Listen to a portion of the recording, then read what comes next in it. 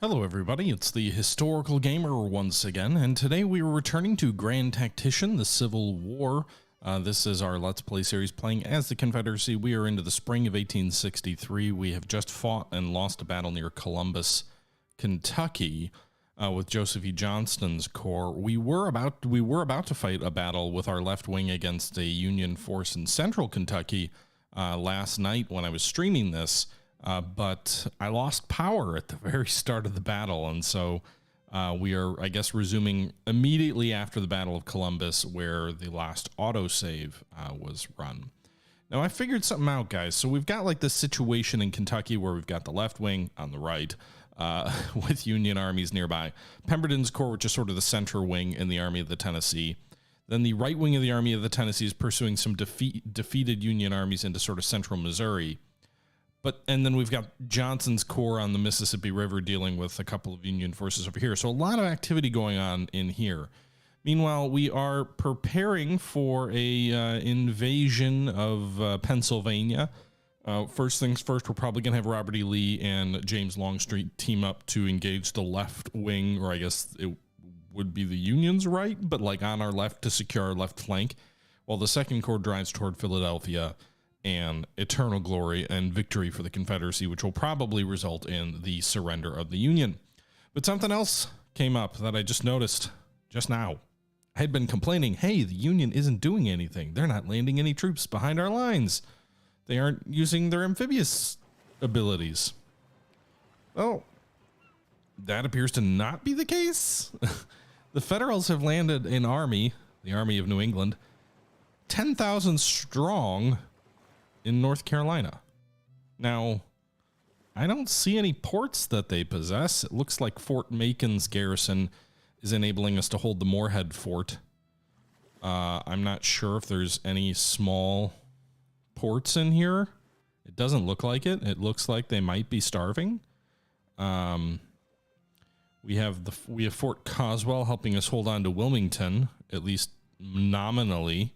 I'm not sure how long they've been there either, but I don't feel super sanguine about leaving 10,000 troops in the heart of the Confederacy with no armies around to come to deal with.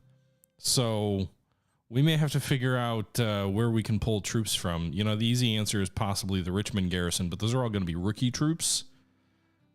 So like that is one option. They don't have high enough readiness yet to move. They would definitely have overwhelming numbers, but they'd all be rookies. On the flip side, any of our actual armies I don't want to move, so there's that. I am raising a new army, as of right now, I guess. The Army of Western Louisiana, 16,000 troops. I realized we hadn't even raised we've raised a total of 5,000 troops in the state of Louisiana. It's like, I know the economy is doing well reasonably because we haven't recruited too many troops, but let's not like handicap ourselves either. So I raised about 16,000 more troops. Those, I guess, are going to take probably a couple of weeks to get up to standard. We've got, what was it? 3 brigades of Louisiana troops, a brigade of Florida troops, 2 brigades of Indian Territory troops, and a New Mexico Territory unit here for a grand total of 16,000 soldiers. We could send them over that way as well, although I raised them more because we've been so hard pressed in the Kentucky theater to deal with that. So we'll have to see. With that being said, I don't think we're going to fight anything down here anytime soon. So I guess we'll just get going. And I'm assuming, yep, we're going to have a battle here, which was the battle that we were about to start when we lost power. So it looks like John Foster, they really want to pick commanders I've never heard of before. Commanding only 15,000 troops against the left wing of the Army of the Tennessee. I thought there were more than that. But it looks like 4,000 the Department of Pennsylvania, another 2,000 Northwest Eastern Virginia, and then 10,000 of the Army of Pennsylvania. So about even odds, about 15,000 versus 15,000, 18 guns versus 35 guns. Should be a pretty even fight. And the left wing is veterans. So Major General Chase, here is your chance to have some glory, perhaps. Battle of Nashville, Bowling Green Railroad, Tennessee. We'll see how this one goes. Thanks for the follow, Nitoi. Also, before the stream, War Lab, if you're around, thank you for the follow. And Glyphonius, thank you for the Prime sub. Also, we got an incredibly generous donation last night from Sneaky Kerr. I just want to say thank you very much. I did not catch the donation live, but it was bowl me over generous. And if you're out there, thank you very much for that. I appreciate the support. I don't expect that amount of generosity, but I also certainly appreciate it. It is very meaningful. Yeah. So we are on the defensive. We're supposed to defend our territory, the Manchester Turnpike, down here in sort of the southeastern corner of the map. The Federals are going to be coming up down the Nashville Turnpike by the looks of it. So I'm inclined with roughly even odds for a forward deployment and maybe even taking the battle to the enemy. They have multiple armies, but they're all supposed to arrive at the same time, and I only see one blue entry point on the map. There is some good ground down here. Are there fields? Yeah, they're fields. Okay. So we could do this. We could deploy Whitting's division of about 4,000 men here. This is elevated ground behind a ford. We'll just have these guys probably move. We'll have Wheat deploy here. So we got these guys on a fence, and then Wheat is kind of refusing the flank in case they cross up at McFadden Ford. We will put Withers' division, Withers, not Smithers, but Withers. We will put Withers' division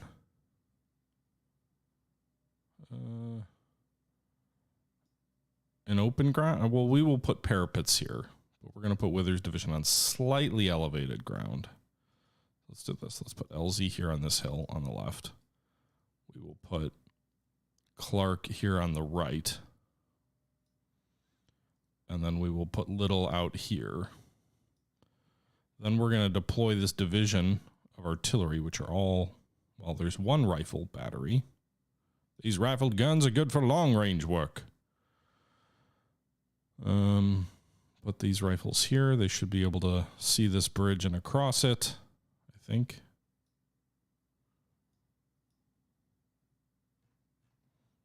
I wish it was a little bit easier to have your line of sight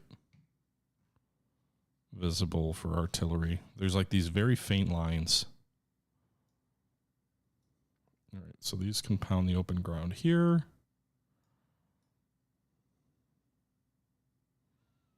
And there. We will put Polk in charge of the artillery over here. Chase's headquarters can theoretically be at that building. And then St. George Cook will extend the line over here.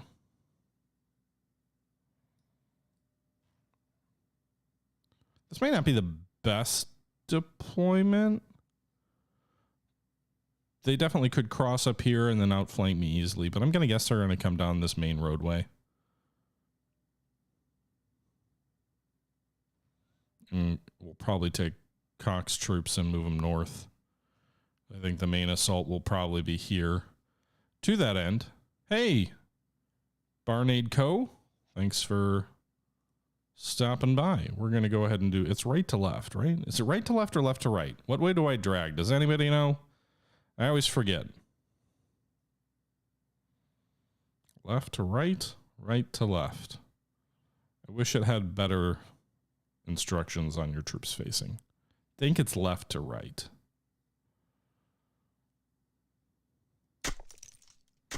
Oops. I could be wrong here, and we might be putting these things backwards.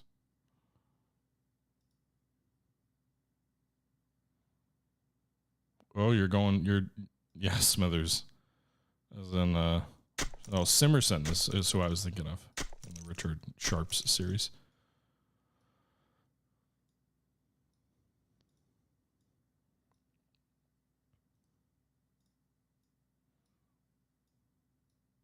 Okay.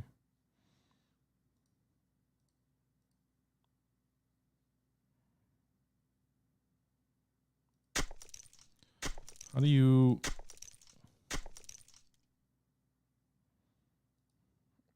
Actually, let's do this. Oh, wait, I can do that. Yes. Okay, we did it right. So now we've got a nice line of abatis and like built up entrenchments here. We still have a few engineering points left. These guys at least have high ground. So we'll block the main advance down that road. The troops here behind a fence line. And then we will build breastworks.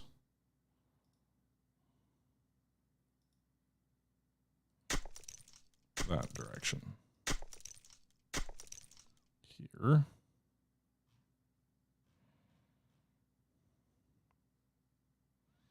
Let's take one of the reserve divisions. Let's take Pender's or brigades. Take Gardner's brigade and extend it right over here.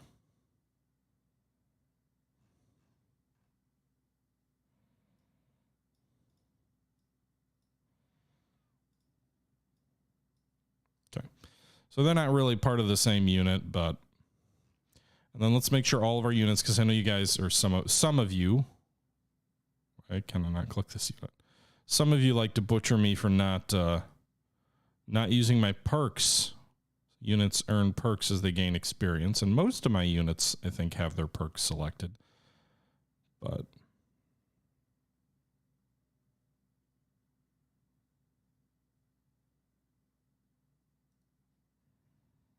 okay. Or maybe most of them don't. I'm a big fan of Iron Discipline. Hang in there longer than the enemy does. Survive longer than the enemy does. Take heavier casualties. Worry about it later on.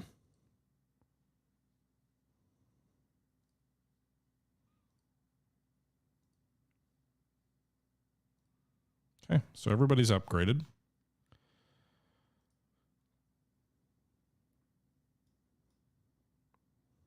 All right, I think we're ready. We are on the defensive. We shall see what the Federals have in store for us. Oh, you were talking about my Sharps rifles. I was thinking of the Sharps books. Richard Sharp.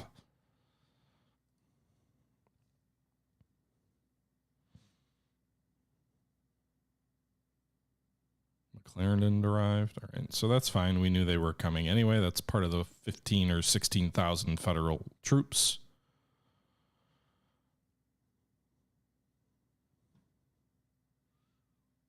I suppose if they took the really, like, they took this detour here, they could march all the way around our line using the Franklin Road down toward the objective. But I'm assuming the AI will take the most direct route.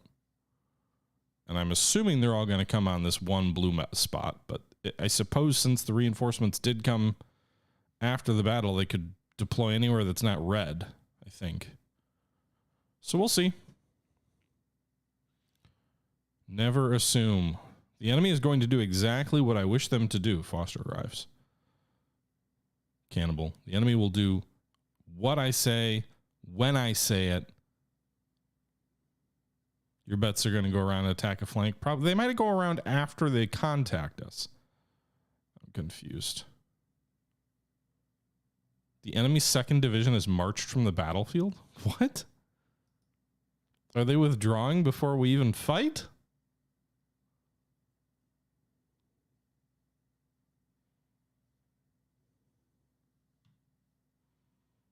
But why?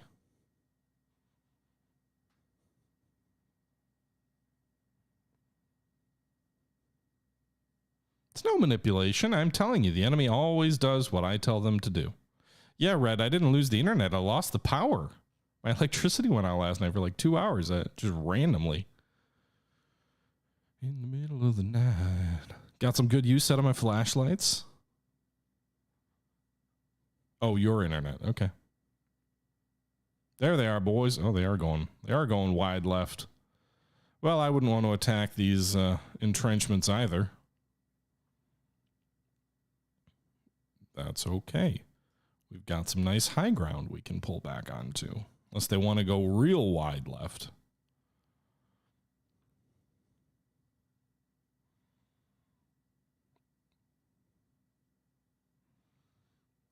Take Gardner, move him down here to join the rest of his division. I'm assuming they're not going to go up to the far right. We'll take one of these brigades.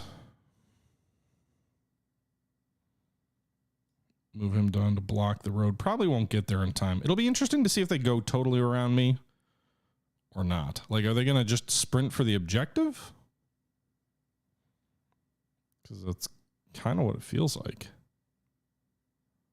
And again, maybe they hadn't seen me yet. I don't know.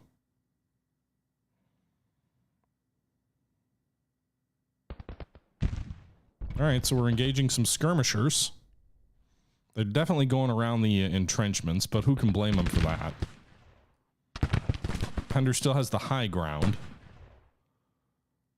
Although, because enemy skirmishers are out, they're going to lose fewer casualties. Well, some skirmishers of our own.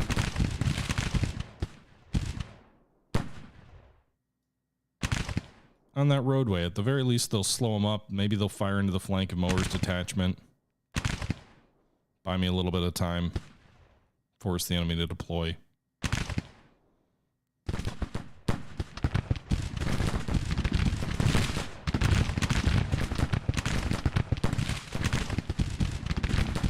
We got some horse artillery too. Oh yeah, they're definitely punching more better than they're taking. Alright, so those skirmishers are going to delay the enemy enough. They're going to force, or at least they're going to decide to deploy. Curtis is apparently deploying his division.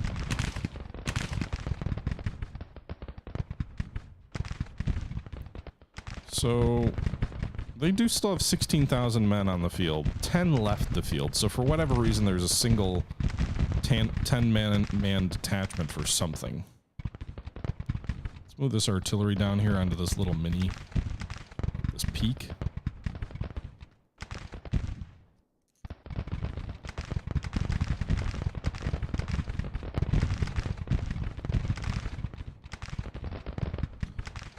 Okay. A brigade with only a general and no troops. So you mean like a division with no troops? I just haven't seen that before, I guess, is what I'll say. Right, so let's move Colonel Simon Buckner's 1,000 men up to this fence line here right on the roadway. That'll make flanking much more difficult. They still could do it. They could hold this part of the road and then move troops down this way. To what end, I don't know. Maybe trying to get around my flank more.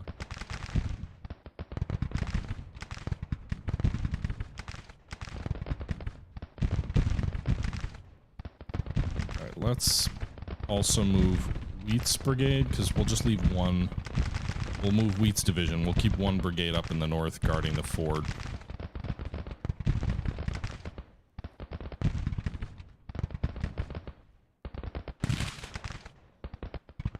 Right, so 74 casualties on our end. There's 25 federal, that's it.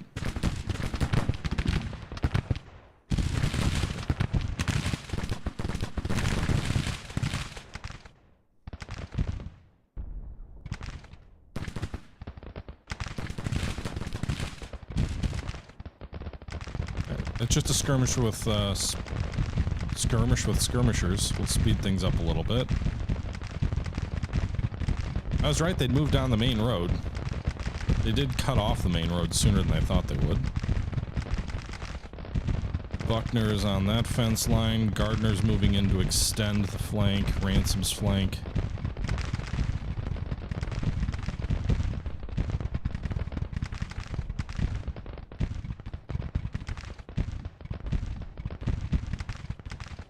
Manchester Turnpike is lost.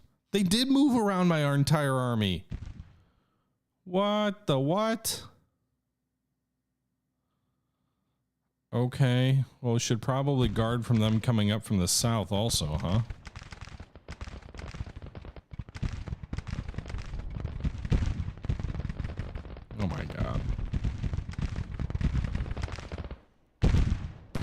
Oh, we got a full-blown engagement now. They moved the full 2nd Brigade. Oh my god, it's a 2nd Brigade, not a 1st.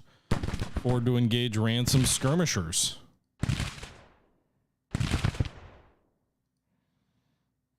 Well, if that's what they want, we're going to advance off this hill. Go engage them. Wreck this enemy brigade.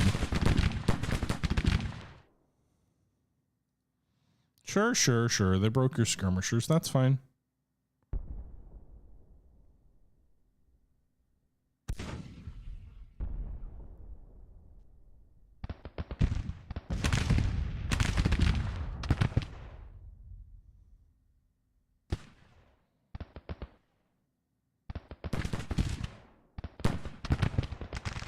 Brigade, guard that rear bridge.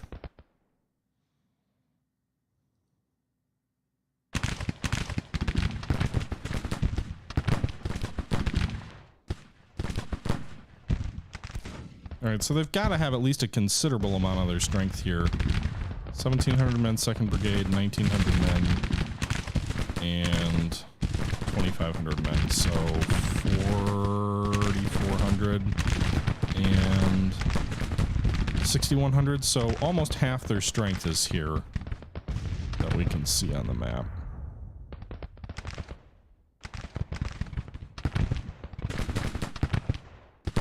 We have meanwhile moved 3 brigades forward to engage these guys. So we're engaging the 2nd Brigade and Smith's detachment as well.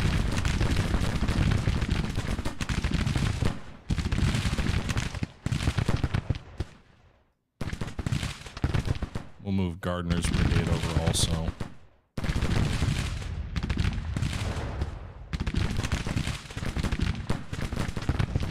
You usually leave a single regiment of cavalry, micro division, a tripwire. Yeah, that's probably a good idea. I really probably should invest in more cavalry than I have. Hey look, my artillery's firing. We're using artillery, boys.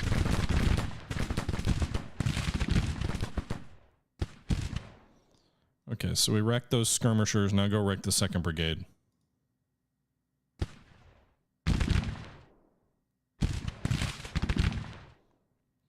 Shouldn't you pivot your line or something?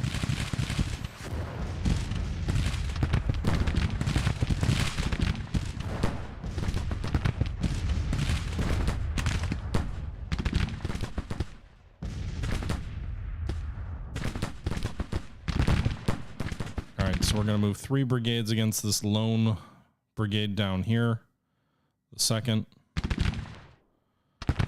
Ransom's in the lead there with only about 800 men. Pender's only got about 900, so some of our brigades are pretty badly bloodied here.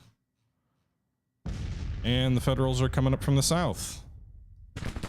Okay. It's fine. It's fine.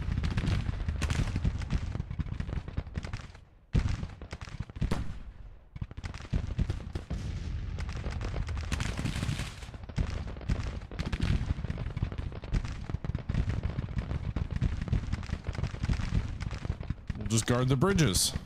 We can do that. This is fine. That's a big brigade under Wadsworth, though.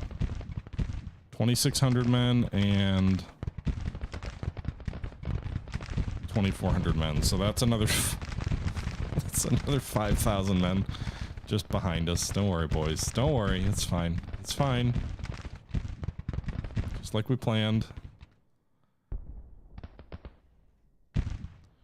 Just need to route Smith here. Ransom, you're losing a lot of men.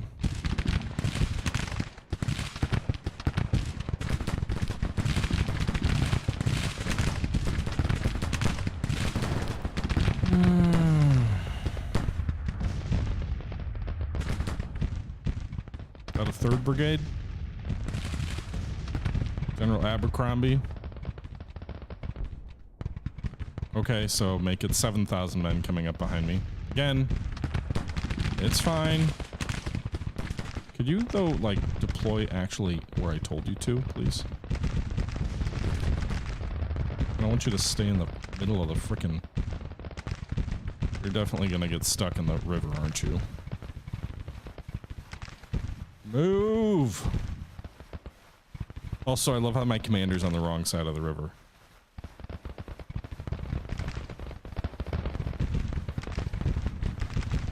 Just a thought, Chase. Maybe you should gallop. Is there a leader gallop option? I don't see it.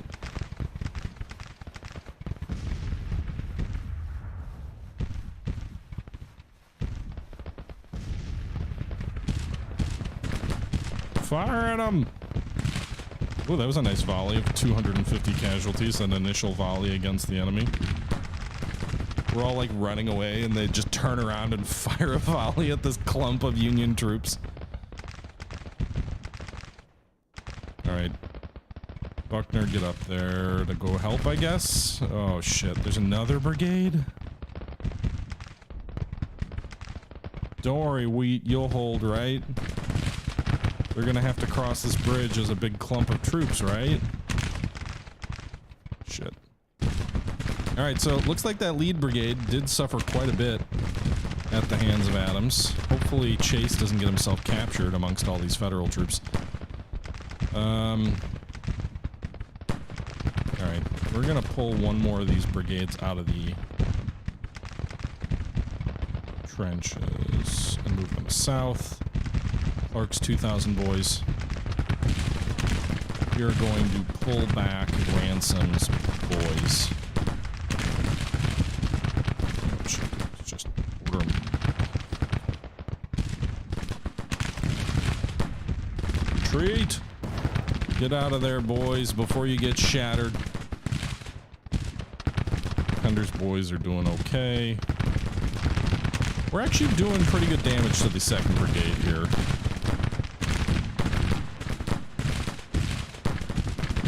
Let's go ahead and move Elsie's 2,000 boys down there. Gardner's brigade isn't even fighting, I don't think. So how would you advance to support? 2nd Brigade's taking heavy casualties on the federal side. Meanwhile, Adams' brigade is doing work. They at least temporarily drove back the 2nd Brigade.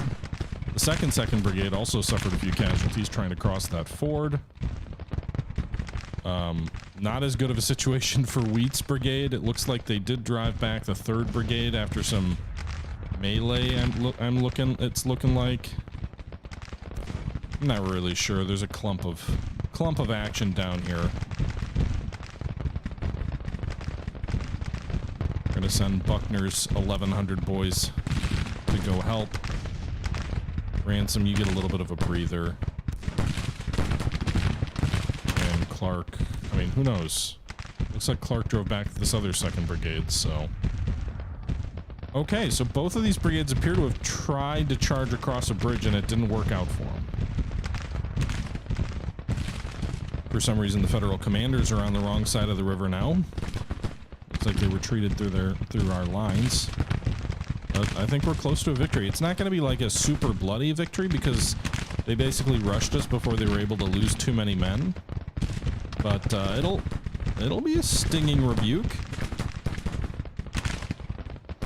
Yeah, I'll take a look and see if we can merge any of the brigades in this formation and maybe raise a replacement. Pender's eating most of the fire here. Can we retreat him? I'm assuming if we order him to retreat and he doesn't break, his reputation may be kept as long as his boys don't break while they're retreating here under fire. Don't break. 2nd Brigade here, the Army of Northeastern Virginia, did frickin' work. 1,100 casualties on the federal end.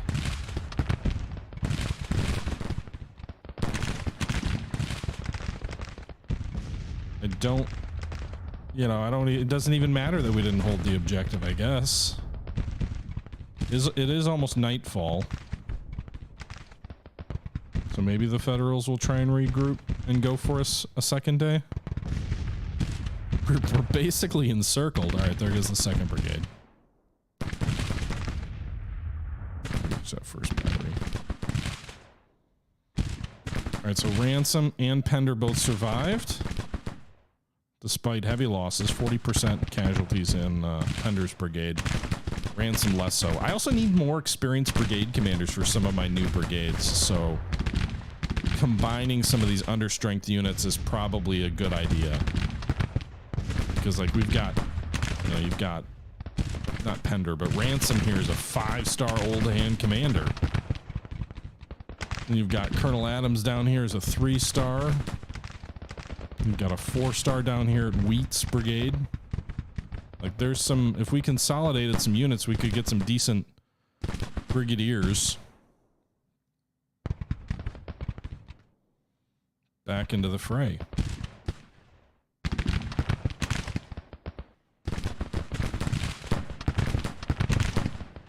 You'd promote Ransom at this point?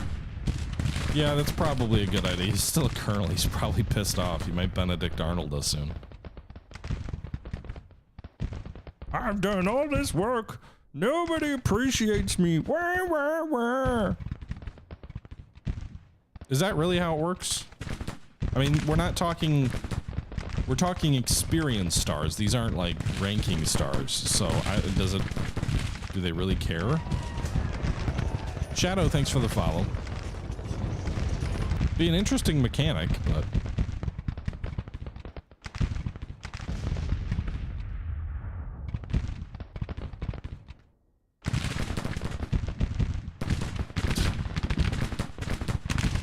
I don't know if it was a pun, Coffee, but yeah, I've been listening to is it Ron Chernow, the biographer? He did a Washington biography a while back, and I've been doing that. I listened to his Grant one when it came out. It was really good. Never really listened to any of his stuff before. He's his biography, I guess, is in theory the biography they used for the musical Hamilton. He did one on Alexander Hamilton also. But the George Washington one's good. What was the streamer's name?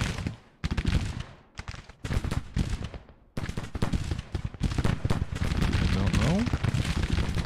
What are you talking about, Coffee? What streamer?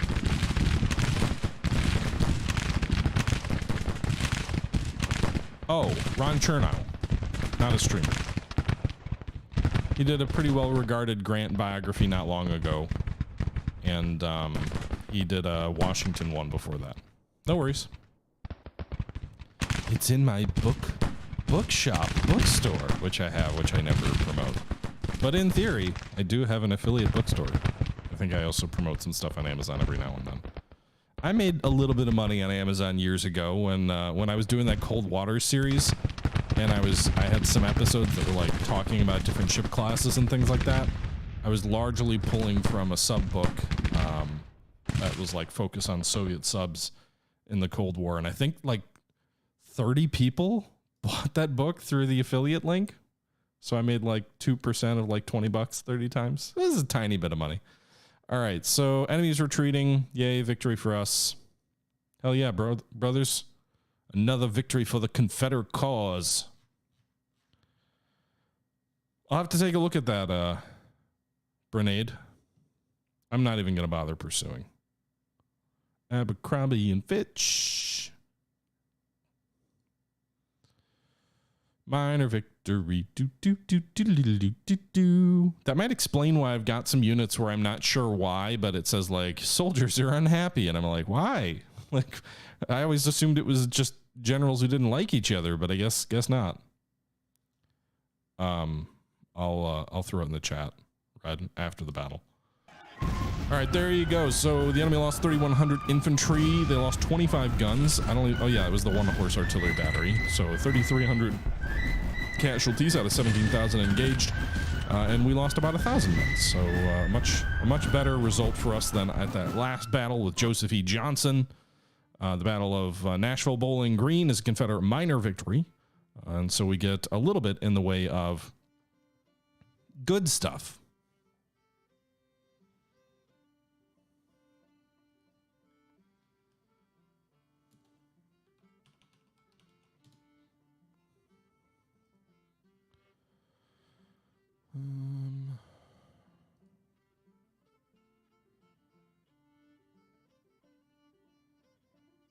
How do I...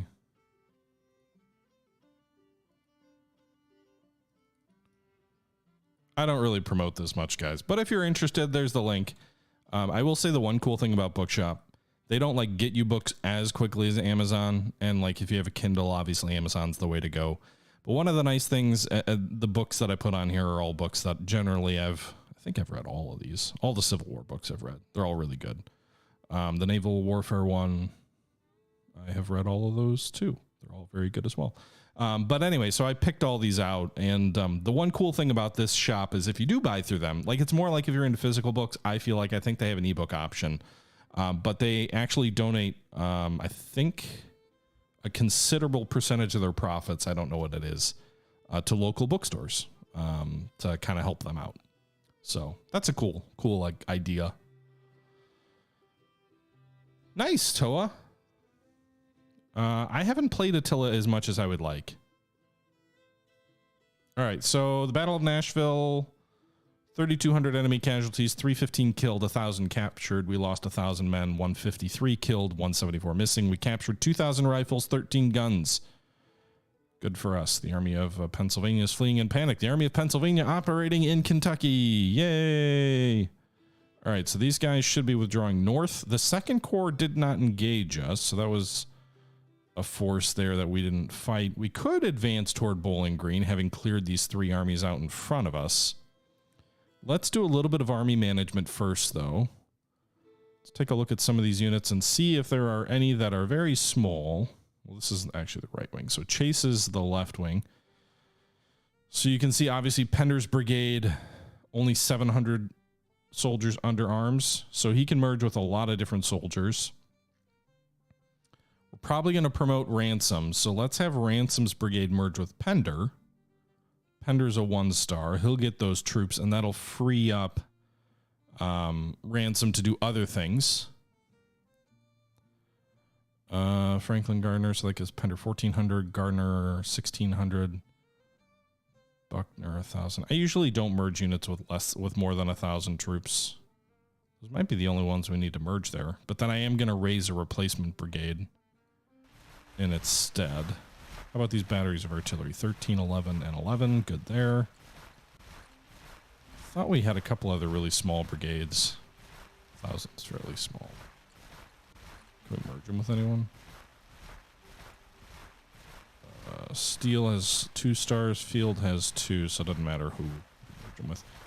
Greer has no stars. Let's merge Greer's boys into this. Alright, so that's going to need to raise a new brigade under Walker in the left wing. Let's do Georgia, because we've... Well... Let's keep Georgia's economy strong.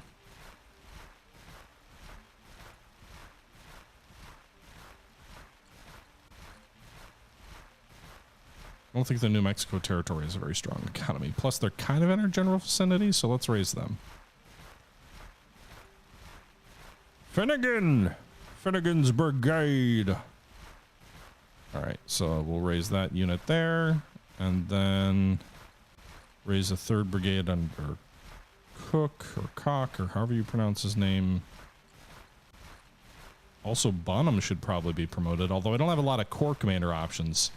He's already a division commander.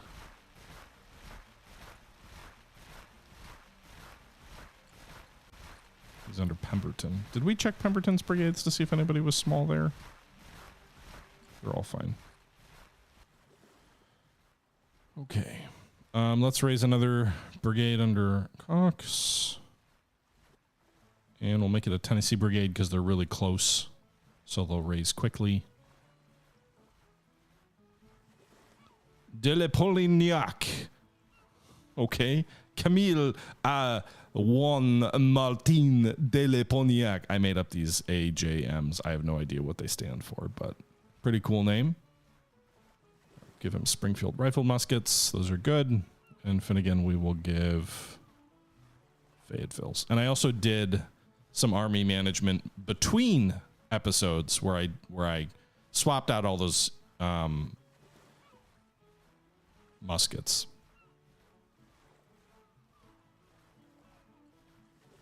Okay. I'd rather just merge them so I can keep using them. But yeah, I mean, I know you can give them R&R. Albert Sidney Johnston. Okay, so I guess we'll pursue a little ways with the left wing just to drive him out of Tennessee. And then Johnson, who's retreating, we should do some army management here, possibly, of some units. I don't know if any of them need to... Oh, wow. This Missouri Brigade, 49% support. Not great. Colonel Mosby is wounded. Mosby Parsons. All right. Preston should merge with Clayton, I think. That'll free up another 2-star.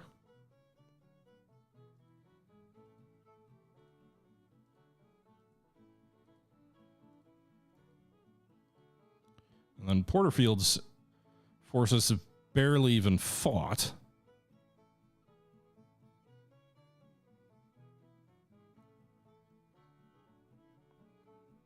Mississippi can form another brigade of 1,500 men. With Elkin Greer, new fresh colonel.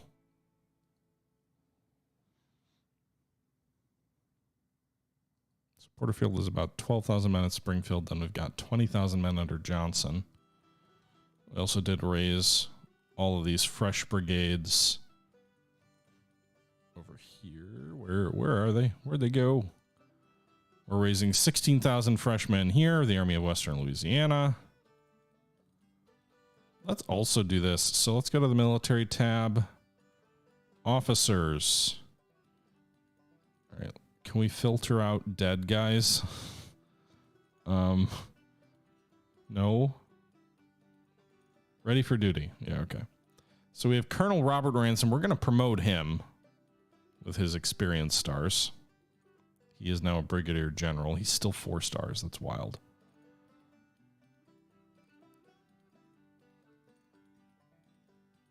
I don't want to like over promote him straight to major general. Most of our division commanders are brigadiers anyway. Poor Ewell. Yeah, how many have we lost killed so far? So Richard Ewell, Thomas Stonewall Jackson. Can we promote any of these guys posthumously? No. Preston Smith, the Packers outside linebacker. David Jones, who was doing pretty damn good for us. Cadamus Wilcox.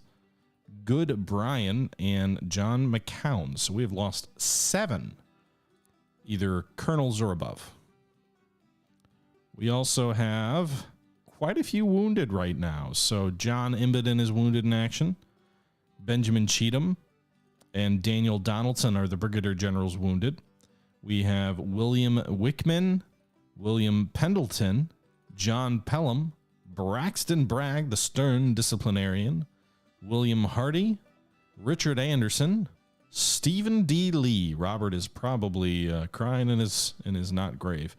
Colonel Ambrose Hill, Marcellus Stovall, Roswell Ripley, Howell Cobb, Richard Garnett, Samuel French, Arthur Cummings. Oh my God, there's a lot of wounded people. William Butler at the lieutenant colonel rank, and then the lowly lieutenant Thomas Rosser, also wounded. That's a lot of wounded folks. The bench will be so much better once those guys return from their wounding, but the length of time of which it takes them to come back from injury sometimes can vary an absurd degree. All right, so we just won this victory here. We are pursuing these armies in central Missouri. The Army of Tennessee is currently just chilling. We need to do something probably to help Johnson.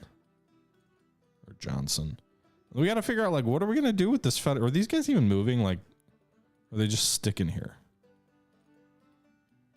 It looks like they're not moving. Okay.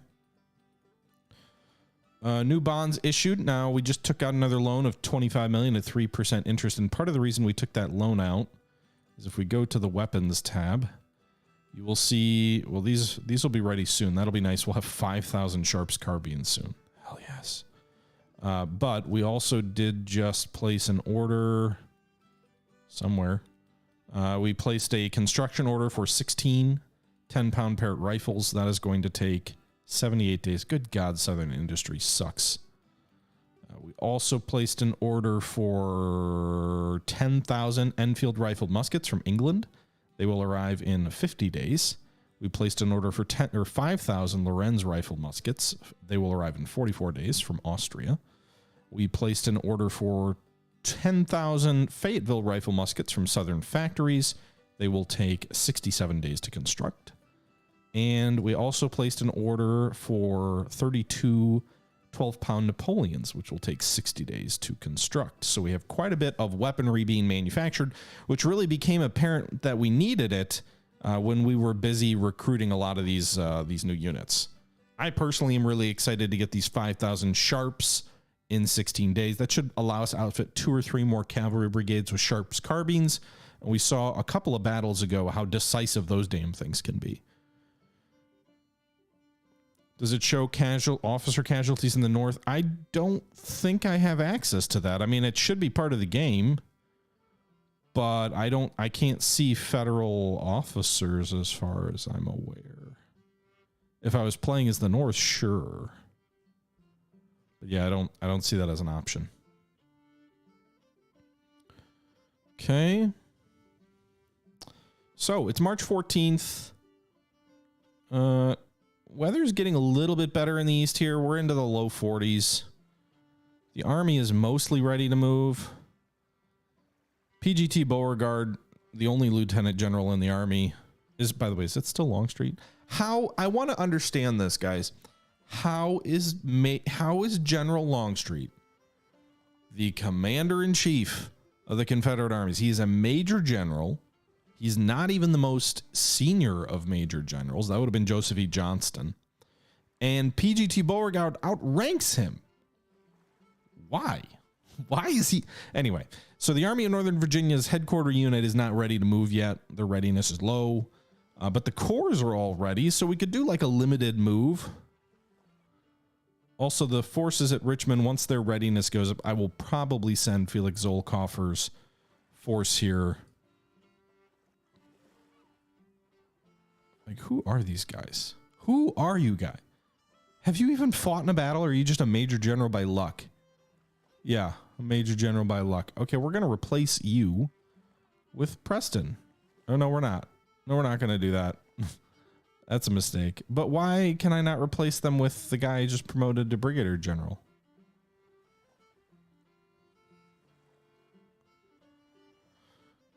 Is he like a volunteer and only can command his own units? I don't know. Anyway,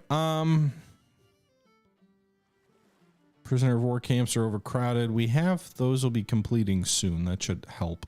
The national morale of the Federals is 36%. It needs to get to 25 for us to win. Total number of men fielded is not that far, not that much higher for the Federals. Fame, it shouldn't matter for commanding general. Longstreet has a command. He's a 3rd Corps. Anyway, 1st Corps, what do you have? 22,000 men? Longstreet can take that.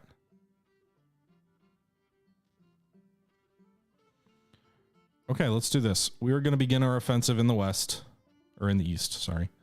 We're going to move Longstreet to deal with the 1st Corps here. We're going to push Lee out here as well. So we'll have 2 corps operating in conjunction. We're going to keep the Army of Northern Virginia headquarters in place. Do we have any depots around here that we need to build up?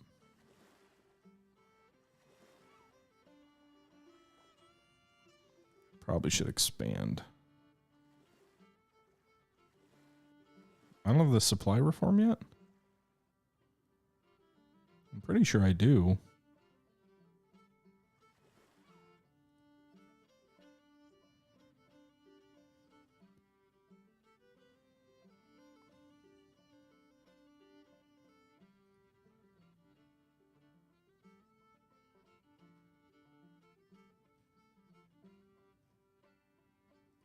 All right, well, we'll do the supply reform.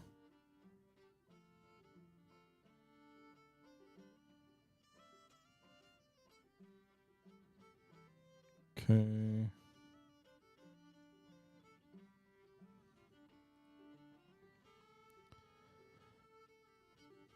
I can upgrade these depots. That'll help us with larger armies as we try and move north.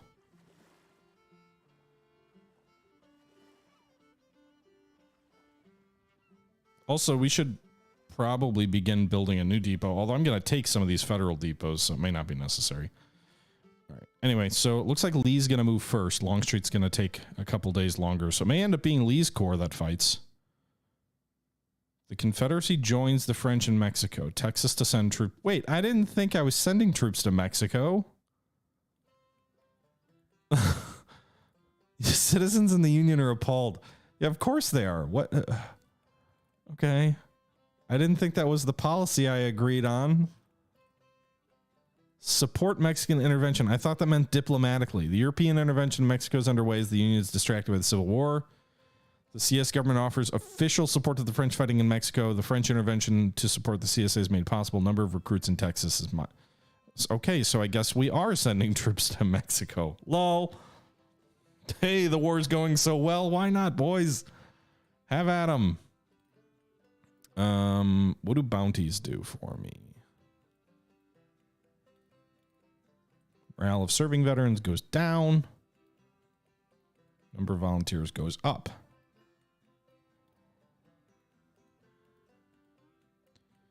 Conscription Act. National morale drops by 2. Speed of replacements up by 50%. I guess we'll do that. I can take a national morale hit right now. I'm not probably going to raise any draftee troops, but if it gets replacements into my volunteer units more quickly, then sure. Right, it's still winter. That's odd. Also, like, what's going on over here?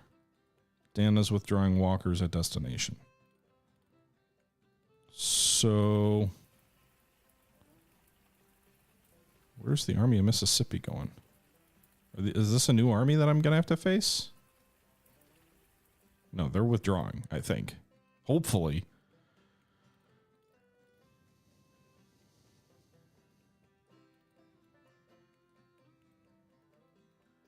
Can you withdraw? You better withdraw north.